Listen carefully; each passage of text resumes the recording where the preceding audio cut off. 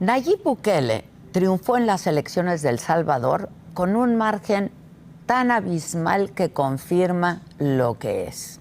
Un hombre que llegó al poder por la vía democrática, pero que torció todas las reglas hasta capturar al poder legislativo y a la corte. Desapareció a la oposición. Y todo porque logró de forma absolutamente cuestionable, devolverle la seguridad a la gente. Bukele tomó el miedo a las pandillas, lo politizó y a cambio las personas le concedieron derechos que habían ganado. En El Salvador, hoy no hay democracia. Bukele se vendió como un político outsider, de fuera, aunque en realidad nunca lo fue, porque la empresa de su familia estaba ya vinculada con el Frente Farabundo Martí para la Liberación Nacional, o el FMLN, como lo llaman y lo conocen en El Salvador y en el mundo. Y tras haber sido alcalde de Nuevo Cuscatlán y también de San Salvador, terminó haciendo todo lo posible por ser expulsado de ese partido cuando le negaron ser candidato presidencial. Luego de la expulsión, se puso el traje de mártir, que le queda muy bien, y con un nuevo proyecto político se vendió como un aspirante que rompería los paradigmas de la vieja clase política. Nada más alejado de la realidad. Lo que hizo fue capitalizar los errores del bipartidismo en su país y tomó la bandera de la indignación y prometió solucionar los grandes problemas de El Salvador con tecnología al estilo millennial. Habló de sus enormes criptosueños para hacer un Bitcoin, que es una moneda de uso corriente. Por cierto, un proyecto con cargo al erario que no ha tenido mayor éxito. Una vez que triunfó y que llegó a la presidencia, mostró su rostro autoritario. Entró en febrero del 2020 con militares armados al Congreso exigiendo que le dieran 109 millones de dólares para poner en marcha un plan de seguridad del que solo él conocía los detalles. Recién iniciada la pandemia, fue aplaudido por declarar en cuarentena al país y dar apoyos de $300, pero también por detener a cualquier ciudadano que no respetara las restricciones de movilidad.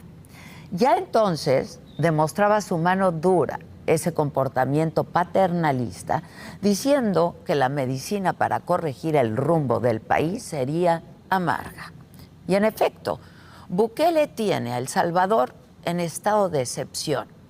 Desde el 27 de marzo del 2022, algo que no sucedía desde que acabó la Guerra Civil en 1992. Entró en ese punto cuando su pacto con las pandillas se vino abajo el fin de semana, que las maras asesinaron a 87 personas, varias de ellas civiles desarmados, que no tenían nada que ver, nada, con organizaciones criminales. Poco después, se supo a través de documentos judiciales que fueron revelados por la prensa que Bukele negoció con las pandillas para reducir los homicidios, que su gobierno liberó a presos de gran calado para luego recapturarlos y mostrarlos como un triunfo de su política de cero tolerancia.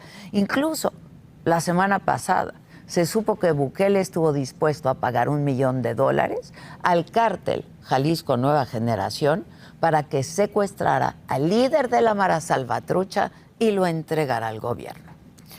Con el poder y con las elecciones intermedias, Bukele capturó al Congreso y a la Sala Constitucional de la Corte Suprema y los convirtió en correas de transmisión de su poder.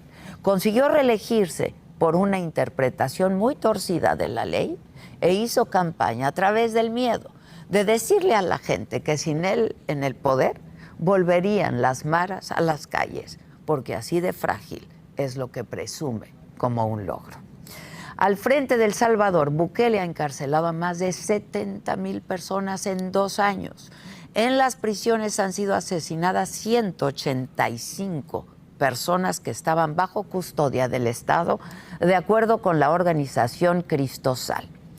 Alrededor del mundo, ONGs y activistas han señalado graves violaciones de derechos humanos, detenciones arbitrarias, ausencia de garantías en los juicios y que a pesar del montón de detenciones, hay muy pocas sentencias. En El Salvador, bajo el régimen de excepción de Bukele, se encarcela a quien sea, porque no existe presunción de inocencia, porque militares llegan a las casas a sacar gente para detenerla. Eso es vivir en un régimen de excepción. Bukele es incapaz de presumir otra cosa que no sea atestar las cárceles de personas sin importar si son culpables o no. Mientras la tasa de pobreza en El Salvador sigue siendo una de las más altas de América Latina, alcanzando un 28.4%. Hoy, 1.8 millones de salvadoreños se van a ir a dormir en la pobreza extrema, según datos del Banco Mundial.